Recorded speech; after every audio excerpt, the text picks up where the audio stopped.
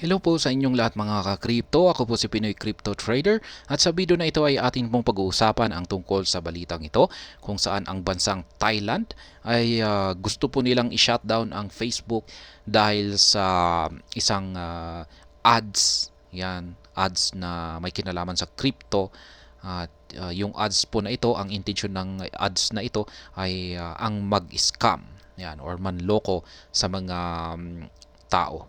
Kaya yan po yung dahilan kung bakit nais nilang ipasara ang Facebook.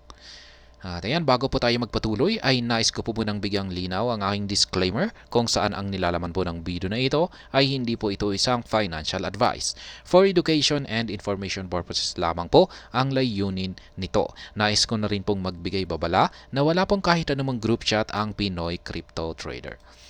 Ayan, talamak na po ang mga scammer. Ginagamit na rin po nila yung mga ads. Yan, kasi yung mga ads, talagang kung magbabayad ka, talagang ipopromote nila yan. Kahit anong platform pa yan. Kaya hindi na rin natin alam kung ano yung kanilang intensyon. Kaya si Facebook ay sa tingin ko ay wala naman talagang kasalanan dito si Facebook.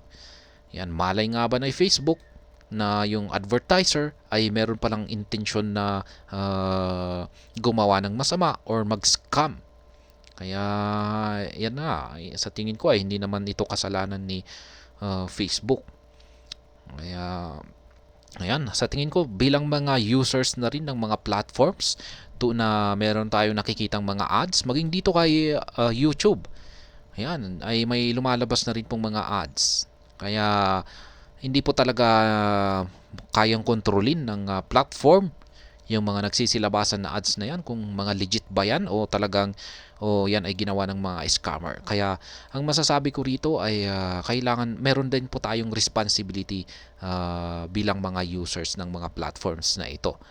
Ayan, gamitin po natin yung ating isipan para suriin kung yung mga nagpapakita bang mga ads na ito ay makatotohanan or pawang scam lamang.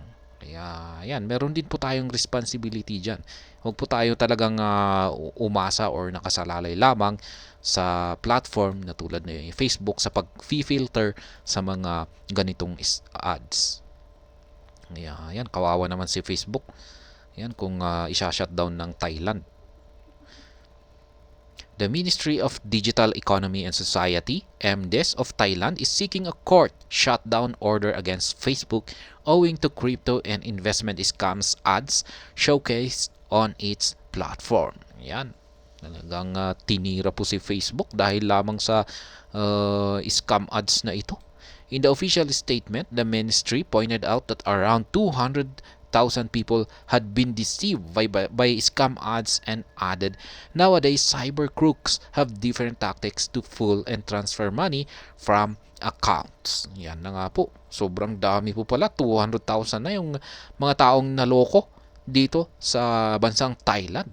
Ayan, sa tingin ko, ang kailangan dito ay i-educate yung mga tao rito sa bansang Thailand. Ayan, para mas maiwasan nila yung mga ganitong mga tactics na pag-i-scam. Yan gamit ang mga ads. Kaya ayan, marami palang mga tao na madaling ma-scam sa bansang Thailand. DES will likely send shutdown order by end of August. No? Ngayong katapusan ng August ay mag-shutdown na raw ang Facebook sa bansang Thailand. With new mechanism to adjust continuously, fraudsters trick users to trade digital coins and foreign currency trading through applications or websites.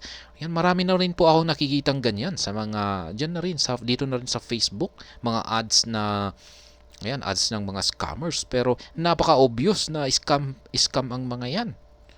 Ayan, nakikita ko po talaga yan. Totoo na may mga ads na scams sa Facebook pero napaka-obvious para tayo ay ma-fall sa kanilang trick na yan.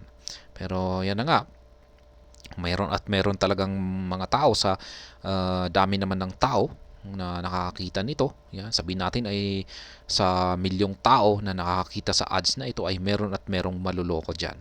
In fact, they also lure users to invest in crypto coins. Ayan na nga, meron silang yung mga ads ay sila ay nang-aakit na yung mga tao ay mag-invest dito sa mga crypto coins sapagkat kikita raw sila ng napakalaki. Ayan, yielding companies, gold stocks, auction shares, etc. Yan po yung mga kadalasan na laman ng mga scam ads. Ayan, nagbibigay sila ng yan malaking kita. Yayaman ka raw kung pag nag-invest ka ng ganyan. Pero napaka-obvious po diyan pa lamang sa part na yan ay napaka-obvious na panloloko lamang yan. Yan, hindi po ganyan kadali kumita. Kasi kung pag ganyan po talaga kadaling kumita, yan, mag-i-invest ka lamang sa mga crypto coins tapos malaki yung iyong kikitain. Kung pag ganyan po talaga kadali ang kumita ng pera ngayon, ay syempre marami na ang mayayaman ngayon kung pag ganyan. Kaya obvious, napaka-obvious na scam lamang ang mga ito. Furthermore, the ministry pointed out that online scammers often spoof profilers and use celebrities and financial figures to increase credibility. Ayan na nga, yung mga scammer ay ayan nga, nag-i-spoof daw sila ng profiles at ginagamit nila ito. Ayan, para ma-increase yung kanilang credibility. Nangyari na rin po yan dito. Ayan, sa aking YouTube channel. May gumamit po sa pangalan ng Pinoy Crypto Trader. Ayan, may ginamit siya. Kasi yan, yung mga scammers ay gumagamit sila ng mga yan, yung mga kilala, mga celebrities and financial figures. Yan po yung sila po ay nagpapanggap na mga yan yung mga kilalang tao. At yan yung ginagamit nila para sila ay makapag-scam. Yan, pero sa akin nga, hindi ko naman sinasabi na ako ay isang celebrity or isang financial figure. Ayan, ngayon ay halos wala nang patawad yung mga scammer, maski maliliit lamang na kagaya ko, nagsisimula pa lamang ay talagang gagamitin 'yan. Ayan, para lang makapanloko. Kaya yan nga, gumawa yung manluloko na ito na ah, nagpanggap bilang siya si Pinoy Crypto Trader. Gumawa siya ng group chat at yan, siya ay nanloko ng ng kanyang mga nahikayat na mag-join sa kanyang ginawang group chat. Yan, yung ginawa po niya yata ay siya ay hindi natin alam, may parang siya ay nanghikayat na bumili ng token na hindi kilalang token. Malamang ay may mga nagsasabi na malamang ay siya ang gumawa sa token na ito. Tapos hinikayat niya yung kanyang mga followers sa group chat na bilhin ito. Yan. Tapos pagkatapos ay bigla niyang sinara. Nung kumita na siya ay o kaya malapit na siyang matuklasan na siya ay isang scammer. Yan. Kasi dumarami na po yung mga biglang dumarami yung mga nag-comment dito na nagsasabi nagtatanong kung ako nga ba talaga yung gumawa sa group chat. Yan, pero yan sinasagot ko naman sila na sinasabi kong walang group chat ang Pinoy Crypto Trader. Diyan po nag-umpisa. Kaya yung ginawa ng scammer, yan ay naramdaman niya siguro na meron ng mga nagsasabi sa kanyang group chat, nag-i-inform na isang scammer or ang nagmamay-ari sa group chat. Kaya yan, ang ginawa niya ay sinara daw niya yung group chat at yan, siya na ay naglaho. Yan, they approach victims by disguising themselves online social groups of people interested in investing with promises of providing up to 30% daily returns. Yan, mga nagpapanggap.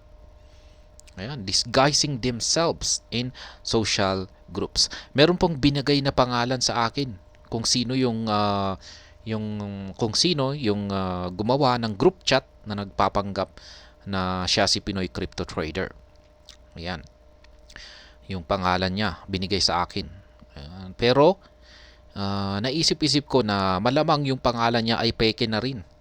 Ayan. Kaya kung pag hahabulin natin yung tao, yung kanyang pangalan na ginagamit ay malamang ay hindi siya yan. Kasi ganyan po, magagaling na rin po yung mga scammer. Gagamit sila ng pangalan na hindi talaga sila. Ayan.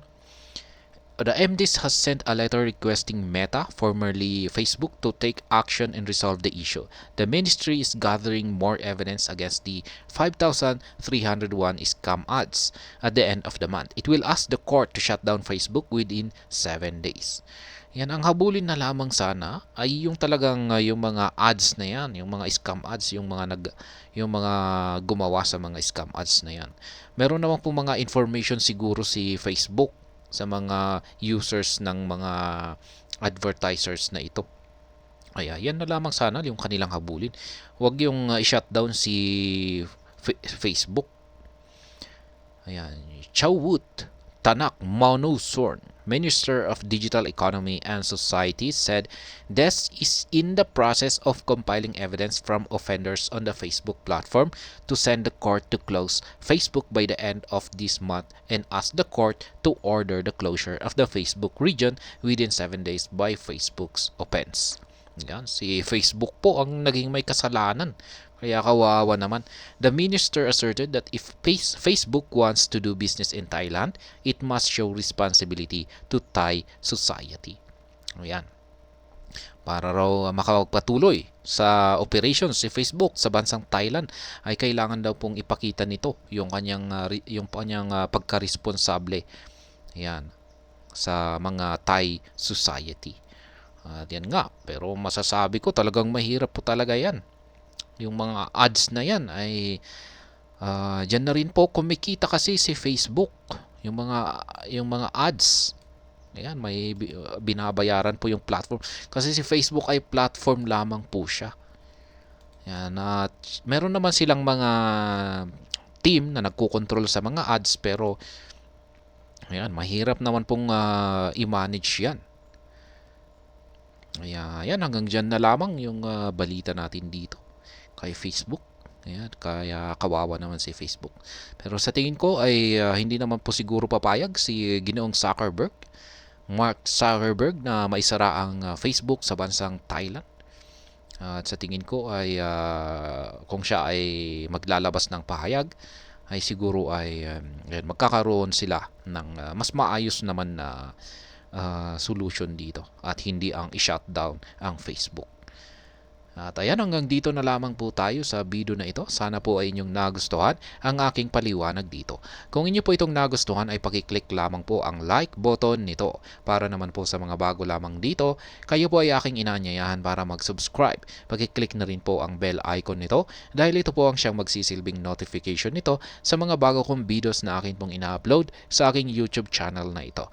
Marami pong salamat sa panonood. Ingat po tayo lagi at God bless po sa ating lahat.